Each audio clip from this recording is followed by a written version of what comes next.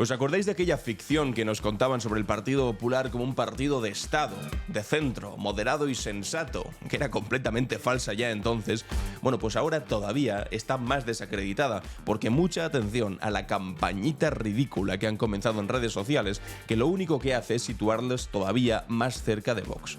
Porque si te comportas como Vox, insultas como Vox, eres maleducado como Vox y usas las redes sociales como Vox, amigos y amigas, se convierten directamente en Vox.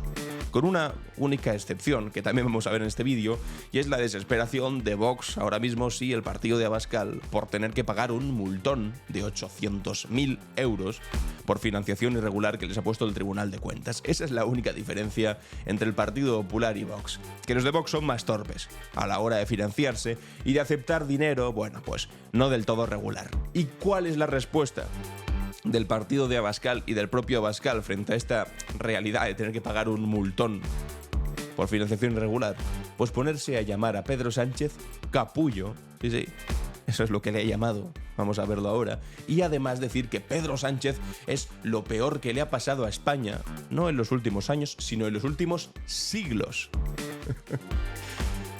Todos los problemas de España de los últimos siglos son simplemente una minucia en comparación con tener a Pedro Sánchez. Desesperación a raudales. Eso sí, la multa la van a tener que pagar igual, y ahora están diciendo que esto también es una conspiración por parte de Pedro Sánchez para acabar con ellos. Exactamente igual que el apagón. Sí, que por cierto, Amancio Ortega se acaba de convertir en el principal accionista privado de Red Eléctrica. Ahí lo llevas, enseguida desarrollamos un poco más la noticia. Por cierto, en Nueva York, el sitio donde había ido a huir y donde suelen ir a huir los políticos del Partido Popular como Ayuso cuando tenía problemas, o ahora Mazón, hace escasos días Mazón, resulta que amaneció con un cartel gigantesco en Times Square que animaba a Mazón a por favor quedarse ahí. No les ha sentado demasiado bien, pero ¿qué queréis que os diga? Fue bastante divertido. Y Donald Trump, ¿qué vamos a hacer con Donald Trump? Ha subido la Casa Blanca, una imagen de Donald Trump caracterizado como Papa de Roma y otra como si fuese un Jedi. Normal que los chinos se rían a carcajada limpia de la presidencia de este mediocre naranja. Vamos a ver todos estos temas hoy, lunes 5 de mayo, en Clave Barroso.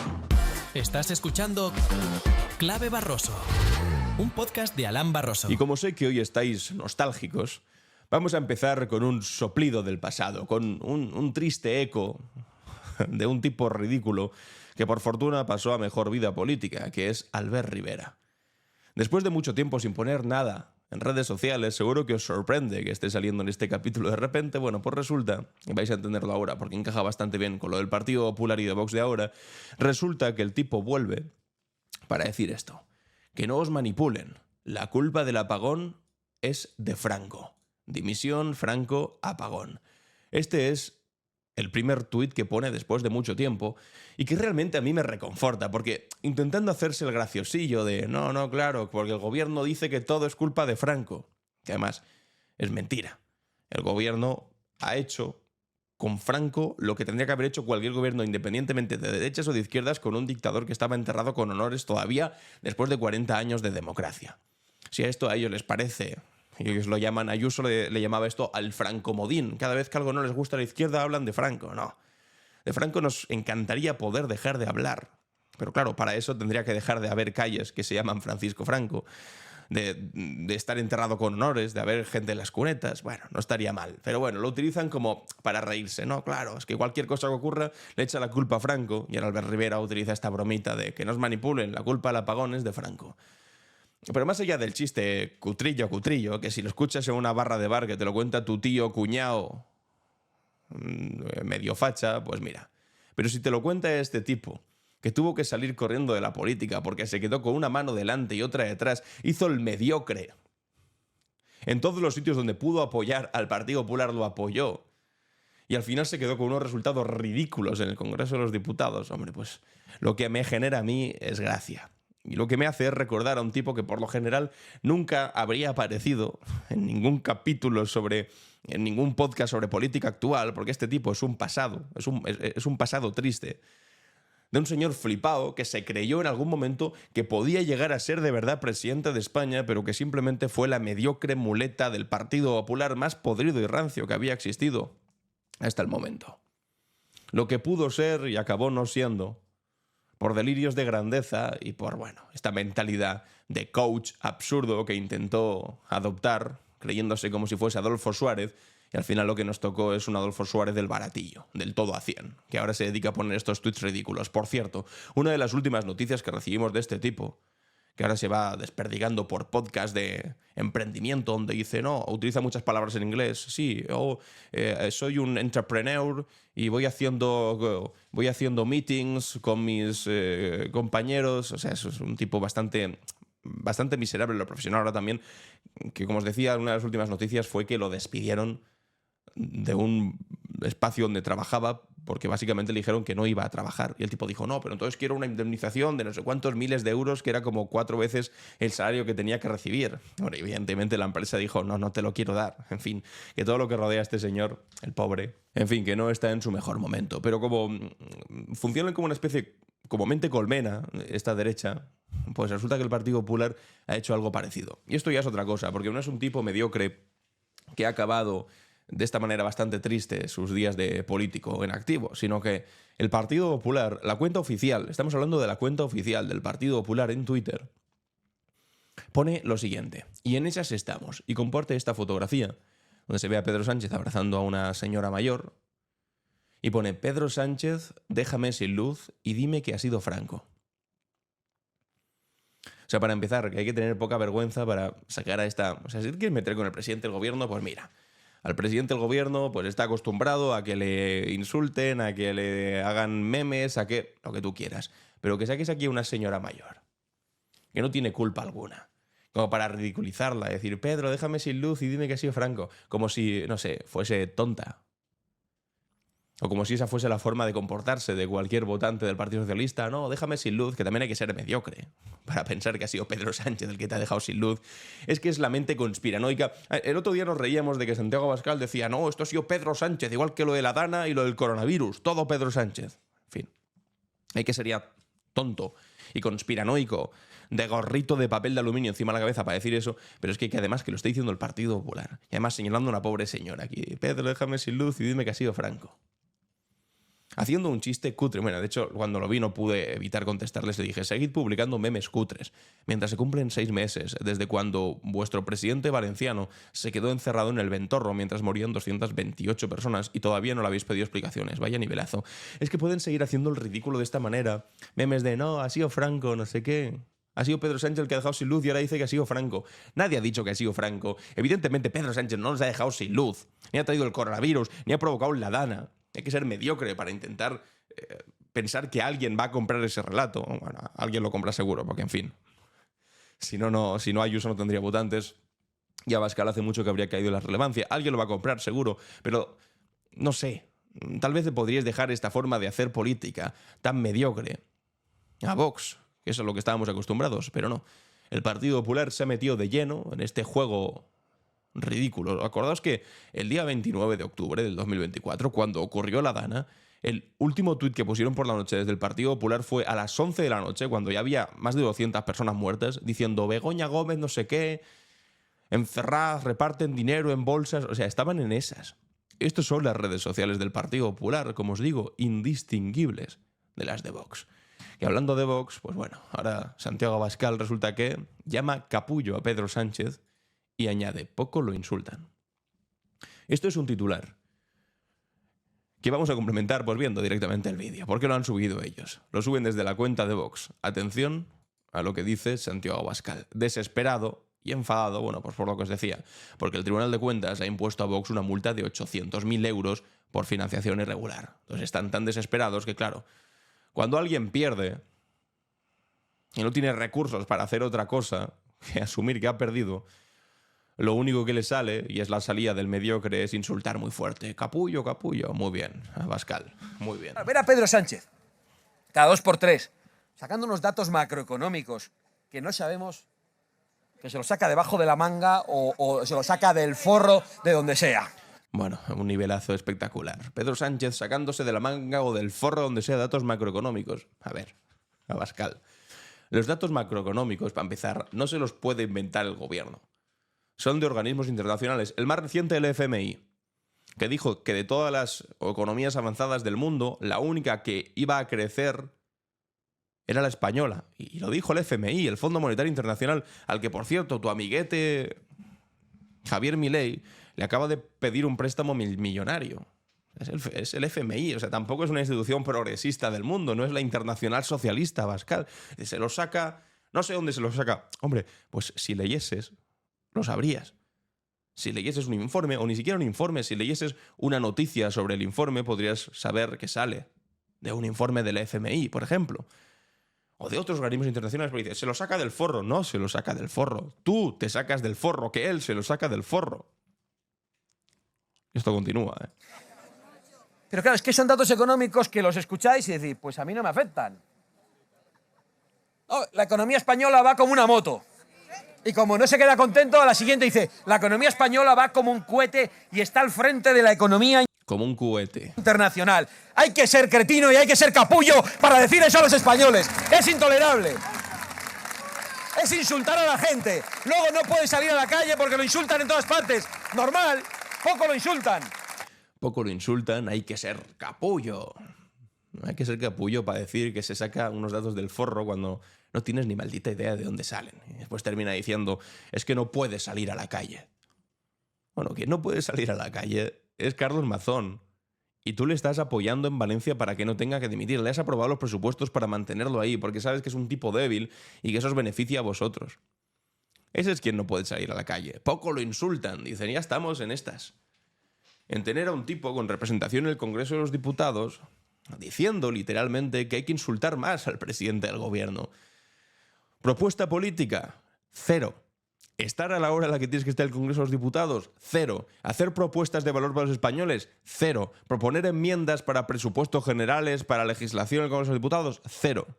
Eso sí, proponer que lo que hay que hacer es insultar más al presidente del gobierno al 100%. Además, es que tal vez pienses que la gente se va a olvidar de esto, pero no. Todos sabemos que ahora estás profundamente resentido porque os han pillado con el carrito del helado y os han puesto 862.000 euros de multa por financiación irregular que se suman a otros 200.000 que tuvisteis que pagar hace menos de un año.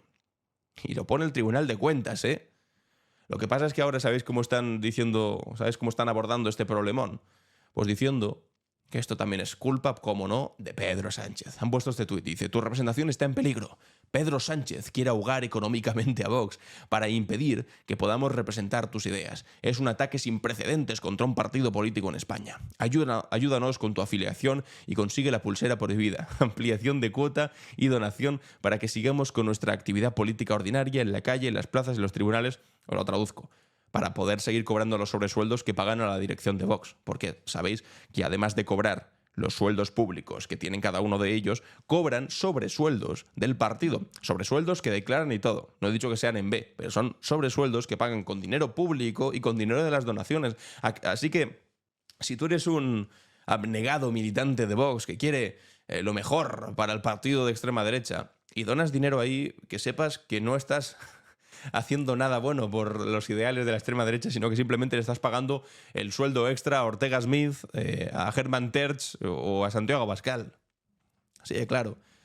Que de cobrar 100.000 euros públicos que cobran, pues además cobran otros 40.000 euros de sobresueldos del partido. Y bueno, hacen esta infografía. Tu representación está en peligro. Ayuda a Vox, dona, ampliar la cuota, afíliate.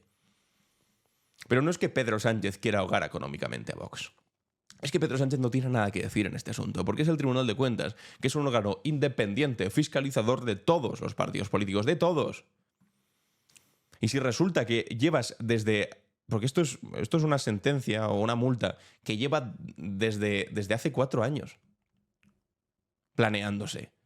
Y que habríais tenido la posibilidad de evitar si hubieseis hecho las cosas bien. Esto es, si no hubieseis recibido donaciones de manera irregular. si hubieses declarado todo el momento y la forma en la que hubieses tenido que declararlo, pero claro, resulta que lo que conocemos es que reciben donaciones que no sabemos de dónde vienen. Lo que resulta es que aparecen correos electrónicos donde se dice que por favor metan dinero en cuenta, pero que no sea más de 300 euros porque si no hay que declararlo, y eso sale públicamente y entonces también empieza a oler mal. Nos enteramos también de que se han recibido 6,5 millones de euros de un banco húngaro asociado a Viktor Orbán, que es el mejor amigo de Vladimir Putin. Un préstamo extranjero para un partido que tanto se autorreivindica como partido en defensa de la soberanía de los españoles. Son tantas cosas que huelen mal, que evidentemente, o sea, vaya Tribunal de Cuentas mediocre tendríamos si no se metiese ahí a investigar, y el Tribunal de Cuentas pues llega a esa conclusión, igual que le ha llegado ahora con Alvise, que también es enemigo de Vox, Alvise, se llaman fatal Alvise y Vox. Muchos están acusando todo el día de cosas, pero también el Tribunal de Cuentas se ha metido ahí y dice, oye, aquí hay 100.000 euros, que no pinta nada bien esto, porque son 100.000 pavos que ha recibido en metálico. Hombre, pues si algo pinta mal, si algo huele mal, pues ahí tiene que entrar el Tribunal de Cuentas. Para eso está. Y ha tardado mucho, porque esto es una cosa que corresponde al 2018, 2019 y 2020. Pues no es que Pedro Sánchez te ahogues, que te has ahogado tú solito. Y bueno, frente a esto, pues más pataleo. Pedro Sánchez, dice Abascal, es lo peor que le ha ocurrido a España en siglos. A mí me impresiona mucho la figura de Pedro Sánchez desde el punto de vista de su desaprensión emocional, de su absoluta desvinculación del interés general, de su capacidad para mentir siempre y en todo lugar. Tengo una consideración de Pedro Sánchez que no puede ser más negativa. Creo que Pedro Sánchez es lo peor que le ha pasado a España en siglos. A mí me impresiona. Es lo peor que le ha pasado a España en siglos. Pero lo peor que cualquier otra cosa, que cualquier tragedia, no sé, es peor que lo que ha ocurrido en La Dana, es peor que 228 muertes, es peor que el atentado del 11M, es peor que la dictadura entera, bueno, por supuesto. O sea, para Santiago Abascal ya sabemos que la dictadura no le parece algo malo. Es peor que Franco, es peor que la Guerra Civil, es peor incluso que la Segunda República, que decía que eso era un nido de rojos bolcheviques. Bueno, pues Pedro Sánchez es peor incluso que la Segunda República. Es peor que los años 20, es peor que el pistolerismo, es peor que perder la guerra en el norte de África, es peor que la restauración borbónica, es peor que las penurias que tuvo que pasar nuestro país durante el siglo XIX, es peor que los 100.000 hijos de San Luis invadiendo España para volver a imponer el absolutismo, es peor que Fernando VII, es peor que la invasión francesa de los soldados de Napoleón, es peor que absolutamente todo. Es peor que la pérdida de Cuba, es peor que la pérdida de Filipinas, es peor que todo. Pero es que este tío puede ser más mediocre, no puedo tener peor consideración. Vamos a ver. A mí tú me pareces un tipo mediocre. A mí Feijóo me parece también un tipo pues, al que no le puedo tener más desprecio, igual que a Santiago Abascal. Pero en ningún momento se me ocurriría, porque intento no serlo, y por lo menos tampoco me considero un mediocre, quiero decir, como para darle tanta importancia a Santiago Abascal o a Feijóo para decir que ha sido lo peor que le ha pasado a España. No. O vayamos con algo anterior. Rajoy, que también pues no es una persona a la que tenga especial cariño. ¿Pienso que Rajoy es lo peor que le pasó a España en siglos? Hombre, pues no. Han pasado cosas bastante más dolorosas en mi país como para ser yo tan pringado y tan osado de atreverme a decir que una presidencia democrática, que aunque no me gustase la despreciase, y que duró pues lo que duró unos años, es mucho peor que cualquier cosa que haya pasado en siglos. Hay que ser mediocre, hay que ser torpe. O con Aznar, peor que Rajoy todavía, ¿no? Puede caer peor Aznar. Pero jamás se me ocurriría decir que lo de Aznar es lo peor que le ha pasado a España en siglos. Hay que estar muy flipado, o hay que tener muy poca perspectiva histórica y no ver más allá de tu propia nariz y de tu propio ombligo para decir algo como eso. Y claro, si mañana ya Sánchez no está y gobernase otro tipo de izquierdas, saldría rápidamente Abascal a decir que ese tipo de izquierdas también es lo peor que le ha pasado a España en siglos. No, es lo peor que te ha pasado a ti. Porque tú pensabas que en el 2023 ibas a conseguir gobernar de la mano de Feijóo, que te iba a hacer su presidente, su mano derecha, su mejor amigo en Moncloa, y resulta que te quedaste con una mano delante y otra detrás, se te fue la mitad de gente del grupo parlamentario, te enfadaste con todos, con Macarena Olona, con Espinosa Los Monteros, con Rocío Monasterio, con todo Dios, con Ortega Smith, que ahora por lo que sea ya no lo veis en ningún sitio, Ortega Smith. ¿Por qué será? Están enfadados entre todos ellos.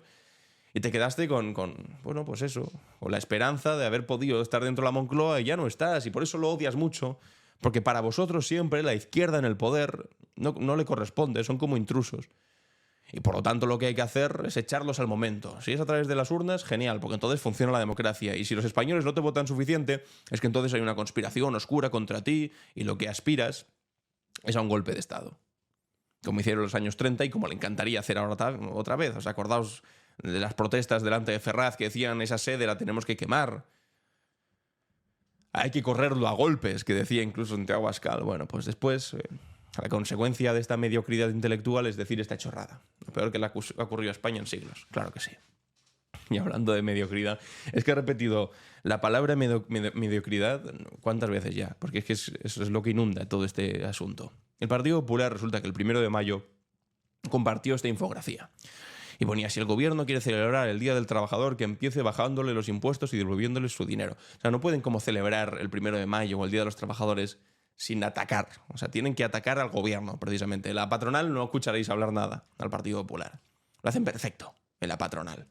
Sin embargo, bueno, el gobierno tal, y comparten esta infografía, donde podéis ver que pone Día Internacional de los Trabajadores, y aparecen aquí un montón de trabajadores como sosteniendo la figura de España, nuestra geografía española. Aquí vemos la península ibérica, vemos Baleares, y aquí de repente vemos a la izquierda, fijaos bien, como una especie de Islas Canarias, pero medio raras, ¿no? Como que no corresponden a las Islas Canarias de verdad. Y es que, claro, esto resulta que lo han hecho con inteligencia artificial. La inteligencia artificial, oye, que yo a tope con ella, pero tienes que supervisarla un poco, porque si no alucina y te hace cosas que no son correctas. Y en este caso ha puesto las Islas Canarias como si fuesen literalmente Hawái. Es que aquí podéis ver la comparación entre las islas aquí y las islas de Hawái aquí. Como veis, o sea, el perfil de esta primera isla, aquí está. El perfil de esta segunda isla, aquí la tenéis, con esta que es un poco más alargada y esta pequeñita, Lanai, debajo. O sea, ha copiado Hawái y lo ha puesto en España. Y se quedan tan anchos. Y claro, el Partido Socialista lo ha compartido riéndose de ellos y dice, amigos del PP, dejad de utilizar la inteligencia artificial para todo, porque al final acabáis poniendo Hawái donde deberían estar las Canarias. Con los impuestos de todos y todas se paga la educación pública, que sirve para saber como mínimo la geografía de nuestro país. Duro, ¿eh? Duro. Que por cierto, estos días están en la extrema derecha de Twitter un poco enfadados, porque han empezado a desmontar, o por lo menos a explicar quiénes son diferentes perfiles anónimos que antes se dedicaban a insultar a todo Dios de izquierdas. Bueno, pues resulta que empiezan a decir, esta persona es tal, y ahora ya no es tan valiente, porque sin un perfil anónimo desde el que insultar y amenazar a todo el mundo ya no es tan valiente y se borran las cuentas. Y hay algunos, otros, de derechas también. Esto es una cuenta que evidentemente muy punto mona, Capitana España. Esto es un tío, pero que se pone una fotografía de una tía para, no sé, buscar un cierto anonimato. Y dicen, están difundiendo la imagen de Capitán Bitcoin, si es un consentimiento, que es una cuenta de estas anónimas que se dedicaba a insultar y amenazar. Por favor, reportad todas las cuentas que estén publicando esa imagen por violación de la privacidad. No compartáis la imagen, respetad su anonimato. Esto no va de ideologías, va de principios. Gracias. Y el ministro Escarpuente ha contestado, esta gentuza que jaleaba a los que publicaban fotos de nuestras hijas menores de edad, porque eso es lo que hacían, anda ahora muy soliviantada porque se desvela la identidad real que ocultaban para insultar y difamar. Son unos valientes. Es que claro, utilizan esa cuenta de Twitter y no por... O sea, a mí me parece bien que haya cuentas anónimas y que tú puedas defender posiciones políticas sin tener que dar tu nombre y tu cara. Pero una cosa es eso y otra cosa es dedicarlo pues para eso, para difundir, por ejemplo, fotografías de hijas menores de edad de ministros o de gente que te caiga mal o insultar con amenazas muy graves. Una cosa es defender tu posición política, otra cosa es acosar. Y es lo que se han dedicado durante mucho tiempo. Y ahora de repente desvelan cuál es el nombre de esta gente, que es que tampoco les voy a dedicar aquí ni un minuto, porque tampoco creo que sea lo adecuado, ni que os interese demasiado. Pero claro, ahora se están todos poniendo, vamos, el grito en el cielo. ¿Cómo puede ser? Bueno, muy valientes para insultar y ahora muy cobardes para admitir que lo hacían ellos con su cara y con su nombre propio. Y es lo de siempre. Detrás de un teclado te haces muy el valiente. Pero resulta que cuando tienes que dar la cara y cuando tienes que dar tu nombre, de repente te acobardas. Atención a lo que hizo Compromís en su viaje de Carlos Mazón a Nueva York. Pone, por muy lejos que se esconda, nosotros le recordaremos el clamor del pueblo valenciano. Y esto es Times Square. De repente aparece aquí Carlos Mazón y pone, tenemos 228 razones para que no vuelvas. 228 razones por cada una de 228 personas ahogadas, mientras Carlos Mazón bebía, comía en el ventorro y a saber qué es lo que hacía. Bueno, yo creo que muy bien empleado. Vamos a escuchar ahora aquí a Vicent Marsá, que dice 130, porque claro, dijeron, ¿cómo le han hecho esto? No sé qué, se han gastado un dineral. 132 euros pagados de mi bolsillo, dice Vicent Marsá, creo que es eurodiputado de Compromís por el Parlamento Europeo, efectivamente. Dice, esto me ha costado el cartel de Amazon en Times Square, 132 euros de su bolsillo, ¿eh? El PP, 6 meses después, todavía no ha contado la verdad. No podemos permitir que se desvíe la atención y no asuma su responsabilidad. Por las víctimas y por los valencianos no puede haber reconstrucción sin reparación y justicia. Sembla que l'hem liado un poquet. Parece que la hemos liado un poquito. He querido mandar Compromís. Tenemos 228 razones para que no vuelvas. Mazón ha intentat fugir del poble valencià. Aquesta vegada a Mazón ha intentado huir del pueblo valenciano, en esta ocasión a Nueva York, la benvinguda. pero así es como le hemos dado la bienvenida. Cada hora s'haurà de llegir Durante 24 horas y cada hora se deberá leer ese mensaje. per a que no tornes. 228 razones para que no Que vuelvas. s'han posat molt nerviosos. Y se ve que se han puesto muy nerviosos porque no paran de preguntar de dónde han salido esos dineros y cuánto ha costado. Han eixit de la meva butxaca. Y la respuesta es muy sencilla, ha salido de mi bolsillo, Diners de la meva targeta. son dineros de mi tarjeta, dinero personal, y me ha costado 132,76 euros. Y aquí pone la factura, lo que le ha costado. Amb 76 cèntims. Nosaltres podem explicar d'on Nosotros podemos explicar de dónde sale el dinero y cuál es la cantidad. en mesos. En cambio, ellos llevan meses escondiendo la factura del ventorro. Buah. Con la mano abierta. Y me daría gracia la manera de hacer política si no fuese porque estamos hablando de 200 personas, 228 personas, valencianos y valencianas, que perdieron la vida mientras ese sinvergüenza estaba encerrado en el ventorro. Muy buena respuesta de Compromís, chapó por ellos.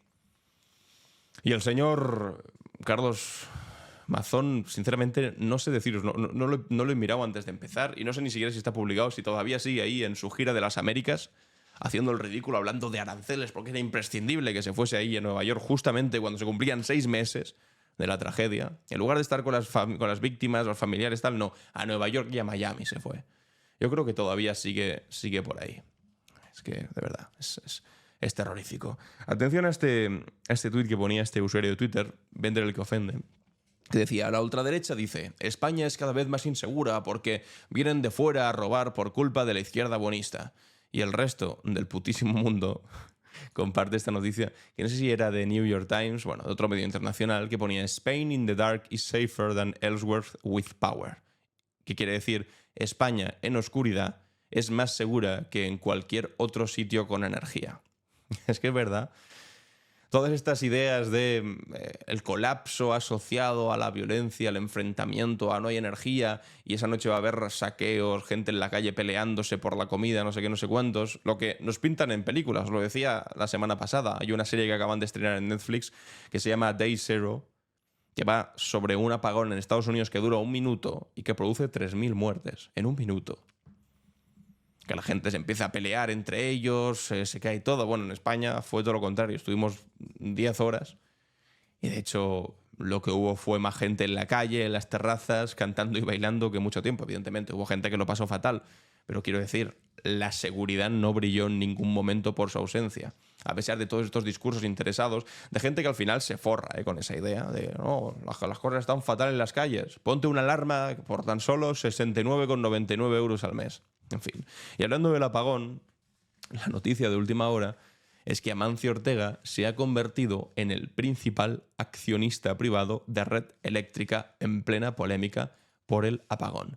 El fondo de inversión BlackRock, el mayor fondo de inversión del mundo, ha vendido una pequeña parte de su accionariado en el capital de Redella, el holding que es filial Red Eléctrica de España, y el movimiento se ha producido después de que ocurriese el apagón y por lo tanto Amancio Ortega ha pasado a ser el principal accionista privado de la compañía. Red Eléctrica, pues como todo el resto de igual que el resto de empresas eléctricas de nuestro país, energéticas, resulta que también está en manos privadas. Eso sí, un 20% es propiedad del Estado. El resto del 80% es privado, ¿eh? Pero el Estado es el accionista mayoritario, sí. Pero el segundo accionista, que es el primer accionista privado, es Amancio Ortega. O sea, ¿en qué país de Chichinabo vivimos? Que el principal accionista privado de una empresa fundamental, estratégica para la vida de los españoles, está en manos del 80% de capital privado y uno de ellos es el hombre más rico de España, que es rico no por cuestiones que tengan que ver con la energía, sino por vender camisetas baratas. Es que somos un país de cachondeo. Un país que ha privatizado todo su sector energético, un sector fundamental para la vida, y estamos tan alegres, tan contentos. Después dicen, no, claro, es que hacer una empresa pública de energía, eso te equipara con Venezuela y con Cuba. No, te equipara con Alemania, te equipara con Francia, te equipara con Italia. Lo que nos equipara con un país subdesarrollado es no tener el control de un sector fundamental para la existencia de nuestro país, que es el energético. No haces nada sin energía. Bueno, pues ahora, no sé, le rezaremos a Zara la próxima vez que nos quedemos a oscuras. Y claro, pero dicen que todo es culpa del malvado Pedro Sánchez. No tendrán nada que ver que tengamos todo el sistema absolutamente privatizado. ¿Os acordáis de esta fotografía?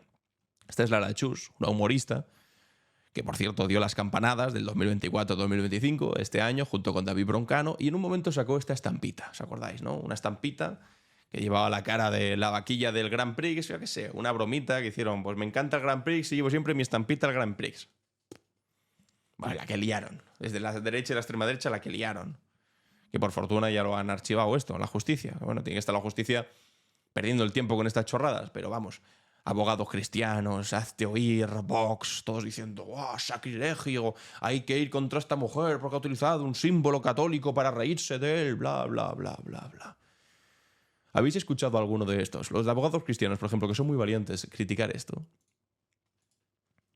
Esto es una fotografía hecha con inteligencia artificial que ha subido el propio Donald Trump, caracterizándose a sí mismo como papa, como sumo pontífice de la Iglesia Católica. Esto no le parece una falta de respeto, ¿no?, a abogados cristianos. Esto no he visto ningún tuit, no le parece ninguna falta de respeto, hazte oír, a Vox. Hombre, si a Vox le parecía tan mal que cogiésemos un símbolo del entretenimiento nacional español, que era la vaquilla del Grand Prix durante muchos años, y lo de alguna manera santifiquemos, entiendo que también le enfadará muchísimo, ¿no?, cuando su líder supremo, que es Donald Trump, coge una fotografía del Papa de Roma y se convierte en el Papa de Roma. O esto entonces es simplemente una bromita. Y esto, además de haberlo compartido Donald Trump, lo comparte la Casa Blanca. La cuenta oficial de la Casa Blanca comparte esto. O sea, para esto ha quedado los Estados Unidos.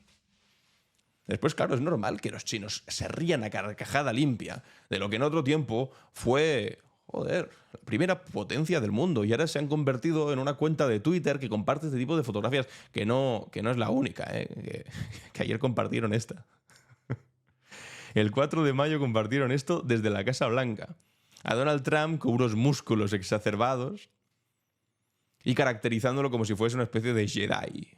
Uy, Dios mío. Dios mío. Qué vergüencita. Pero comparte la Casa Blanca, ¿eh? Y aquí el vicepresidente de los Estados Unidos, J.D. Vance, este otro tipo también absolutamente mediocre, que es la palabra del vídeo de hoy, le preguntaban, hombre, ¿te parece bien a ti que, no sé, se estén riendo como católico, que se supone que es? Porque Donald Trump no es católico, es cristiano, pero no es católico. Que se rían del Santo Padre. Y decía J.D. Vance, bueno, como regla general no me molesta que la gente cuente chistes, pero no que inicie guerras estúpidas que maten a miles de mis compatriotas. Ah, vale. O sea, esto es un chiste y lo que te parece mal es que se empiecen guerras que maten a miles de tus compatriotas. O sea, como la que queréis empezar para invadir Groenlandia. ¿O a qué te refieres? A lo de defender Ucrania, ¿no? En fin, es que están más perdidos los pobres, pero no, en este caso, pues esto también va a ser la respuesta de Vox. No, en este caso es un chiste. No, lo de Lara Chus era la ofensa definitiva a la religión católica. En este caso es simplemente un chiste. De hecho, en Estados Unidos, estos que son republicanos, es decir, gente de derechas, pero contra Trump, es decir, que tienen dos dedos de frente, son de derechas, pero tienen dos dedos de frente, ponen el mundo entero se está riendo de nosotros ahora mismo, compartiendo lo que ha puesto la Casa Blanca de esta imagen como si fuese Donald Trump, un Jedi de Star Wars. Y efectivamente, sí, el mundo entero se está riendo de vosotros. Es que es de una mediocridad espectacular. Mientras tanto, Donald Trump empieza a decir cosas así. Dice, si veis alguna de estas personas de Internet, como Elon Musk, por ejemplo, ahora todos, bueno, antes me odiaban en mi primer mandato y ahora me están besando el culo. Es verdad, todos ellos. It's true, es verdad. ¿Qué es esto? No es un presidente, es un presentador de televisión. Es una personalidad mediática que hace todo el día el ridículo y llama la atención para que la gente hable de él, pero poco más que eso. Mientras tanto, pues bueno, por fortuna hay una respuesta democrática en los Estados Unidos, liderada por Bernie Sanders y por Alexandria Ocasio-Cortez, que se está moviendo mientras Donald Trump se dedica a hacerse fotografías de sí mismo como un Jedi. I'm told we have close to 30,000 people here. Somos 30.000 personas aquí. Increíble. Here this evening, Estamos aquí esta say tarde very loudly, para decir muy alto y claro Mr. Trump and al señor Trump all over this country. y a las personas de todo este país. As Americans, Nosotros como americanos accept oligarchy, no aceptaremos la oligarquía, accept authoritarianism, no aceptaremos el autoritarismo accept a rigged economy, y no aceptaremos una economía struggle while billionaires estafada become richer. donde las personas trabajadoras y la clase trabajadora Has become, tienen que luchar mientras los millonarios se hacen cada vez más ricos. but Muchas gracias. it is not Bernie. Pero en realidad no es cosa de Bernie That's not Sanders. rhetoric. Sois vosotros, no es retórico. Going to defeat, Si vamos a derrotar al trumpismo, to create si vamos a crear kind of nation that we know el tipo de nación come. que sabemos que podemos llegar a ser, Millions and millions va a hacer falta working people. millones y millones de personas trabajadoras estando juntas. We can do it. Podemos hacerlo. Está habiendo, pues, una respuesta bastante contundente por parte del movimiento democrático, el socialismo democrático de los Estados Unidos, plantando cara a este movimiento autoritario de un tipo, bueno, pues absolutamente loco, perdido. Mientras tanto, en Europa ha habido elecciones en Rumanía que se repitieron después de que el Tribunal Constitucional censurase las anteriores porque había habido una intervención extranjera de Rusia a favor de un candidato, el candidato de la extrema derecha, y resulta que igualmente el candidato ultra, que habían puesto en sustitución al anterior, que había sido ayudado por Rusia, se ha vuelto a imponer de todas formas en las elecciones y ha logrado el 40% de los votos, pasa a segunda vuelta y con toda probabilidad, a no ser que haya un vuelco electoral, llevará a Rumanía a ser otro gobierno europeo pues del lado de la extrema derecha, igual que Hungría con Orbán y aliados al mismo tiempo de Moscú, que es lo que más le puede interesar a Putin. No ganar la guerra con las armas, sino ganarla políticamente metiendo a gobiernos títeres de extrema derecha por todo el este de Europa. En fin, amigos y amigas, vamos ahora con la cápsula del tiempo. ¿Qué es lo que ocurrió un día como hoy? La cápsula del tiempo. En clave Barroso. Empecemos nuestro viaje en 1789, un año que sacudiría los cimientos de Europa. En un día como hoy, en el lujoso Palacio de Versalles, se producía la apertura de los Estados Generales, marcando el inicio de lo que poco a poco después se convertiría en la Revolución Francesa. Este acontecimiento, aparentemente protocolario, escondía en su seno las profundas contradicciones que harían estallar el antiguo régimen. Los Estados Generales no se habían reunido desde 1614, durante más de 170 años. La crisis financiera que atravesaba Francia había obligado al rey Luis XVI a convocar a los representantes de los tres estamentos, el clero, la nobleza y el tercer estado, que englobaba a la inmensa mayoría de la población.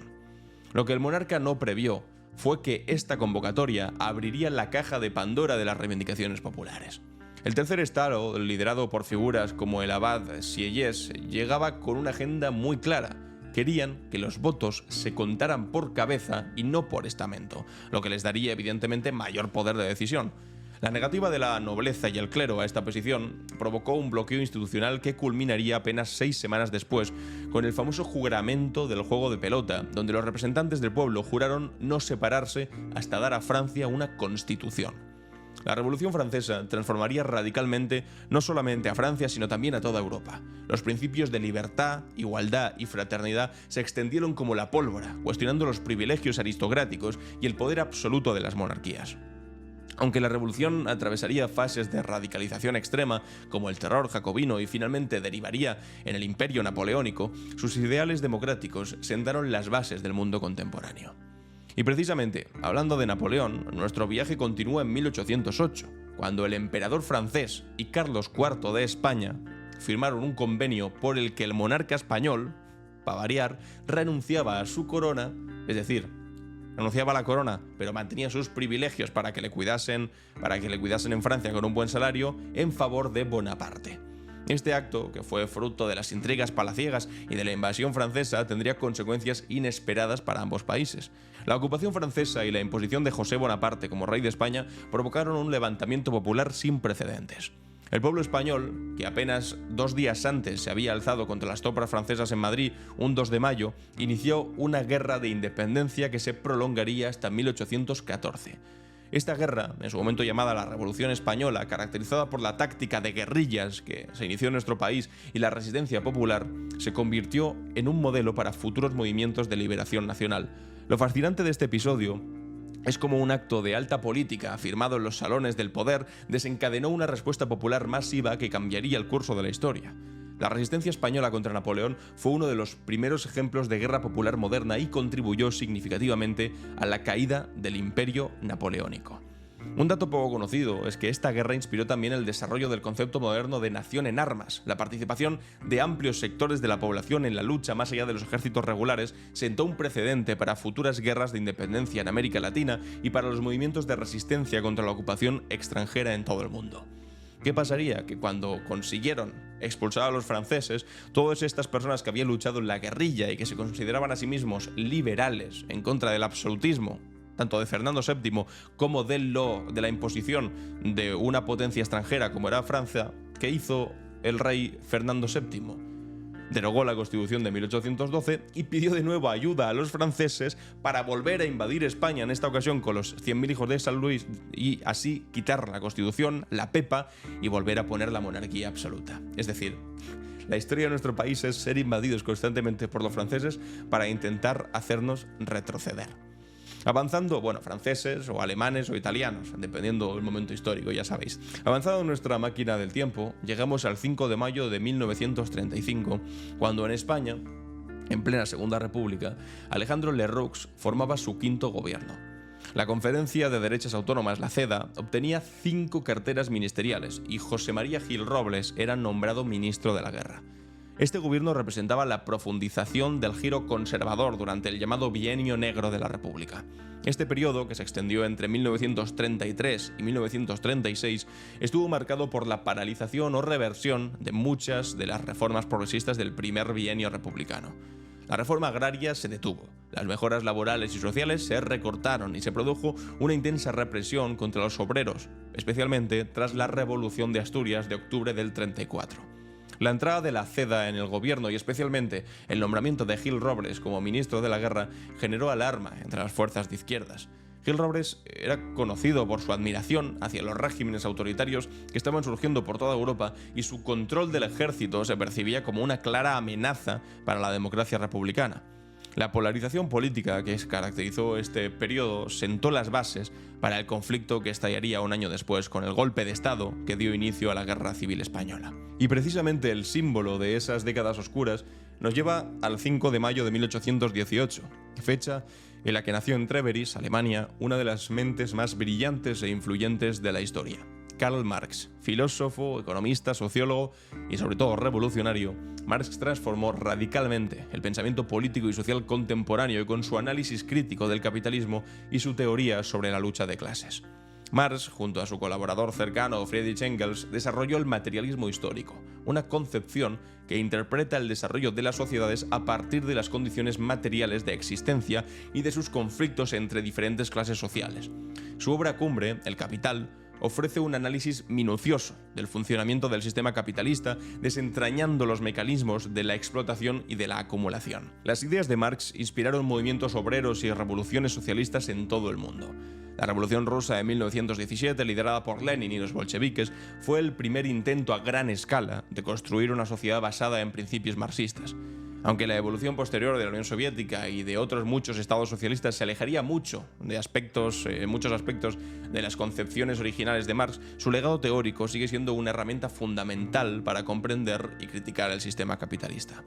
En la actualidad, en un mundo donde las desigualdades económicas se han disparado y donde el capitalismo financiero global muestra crecientes contradicciones que tendrán que explotar en algún momento, las ideas de Marx han experimentado un renovado interés. Su análisis de la crisis, la alienación, la explotación y la globalización ofrece claves interpretativas para entender fenómenos como la crisis financiera del 2008, la precarización laboral o el cambio climático. Y para terminar, un breve recordatorio en el que tampoco me quiero detener demasiado, y es que un día como hoy también, un 5 de mayo, pero del 96, José María Aznar juraba ante el rey Juan Carlos como presidente del gobierno de España, iniciando pues lo que sería conocido como el aznarismo, unos primeros años que fueron dependientes de Convergencia y de Jordi Pujol, y unos siguientes en los que, bueno, pues yo creo que aquí la mayoría lo habéis vivido y sabéis en qué consistió. Así que, amigos y amigas, hasta aquí nuestra cápsula del tiempo. Vamos con las preguntas y respuestas. ¿Y tú? ¿Qué opinas? En Clave Barroso. Bienvenidos y bienvenidas a ¿Y tú qué opinas?, donde os hago una pregunta y después leo vuestras respuestas. El último capítulo, que creo que fue el 1 de mayo, ponía aquí Sasquatch: Alan, ¿no crees que ya que Mazón va a Nueva York, se podría llevar consigo a Feijóo y al señor Quirón para protagonizar la secuela de Un día en Nueva York? En fin, sería una birria de musical, pero dado que estos candidatos siempre dan el cante, al menos nos reiríamos un buen rato. Creo poder afirmar que esta vez pagaría por verlo. Y Hermina dice: ¿quieres decir que les preocupa mucho a Vox sus infracciones? Se crean impunes, como los del PP. La gente que les vota son cómplices de tanta corrupción, miseria y fallecidos. Felicidades por la cápsula del tiempo. Muchas gracias, Guillermina. Miguel Martínez añade: la multa a Vox no le importa, ya que no le va a impedir seguir mintiendo. Sobre Feijóo, es muy triste su imagen. Yo en casa, cada vez que sale, le quito el volumen a la televisión. Por no sentir vergüenza ajena, no entiendo. Pero bueno, yo creo que a Vox sí que le importa la multa, ¿eh? No para dejar de mentir, porque por supuesto esto no lo va a hacer, está en su naturaleza. Pero por supuesto le importa porque es una buena pasta y les jode tener que apoquinar dinero, eso desde luego. Santiago dice: mucho ha tardado el Tribunal de Cuentas para fiscalizar a Vox. Les ha dado tiempo para engordar su caja y seguir existiendo y multiplicarse. Gracias por todas las cápsulas del tiempo. Muchas gracias a ti, Santiago. Y para el día de mañana, pues evidentemente, os quiero leer sobre estos tweets ridículos que han puesto tanto desde el Partido Popular como Vox diciendo, bueno, y de Albert Rivera diciendo: el apagón es culpa de Franco, ¿no? Qué maldita vergüenza. Y de Vox, pues bueno, enfadado, como habéis visto que están enfadados, llamando capullo al presidente del gobierno y todo este lío. Por cierto, si queréis decir algo de Amancio Ortega, teniendo la mayor parte de la financiación privada de red eléctrica, también os leo con interés. Ya sabéis, una R, 2 puntos y vuestra respuesta. Y hasta aquí ha llegado el capítulo de hoy, lunes 5 de mayo. Yo soy Alan Barroso y esto ha sido Clave Barroso.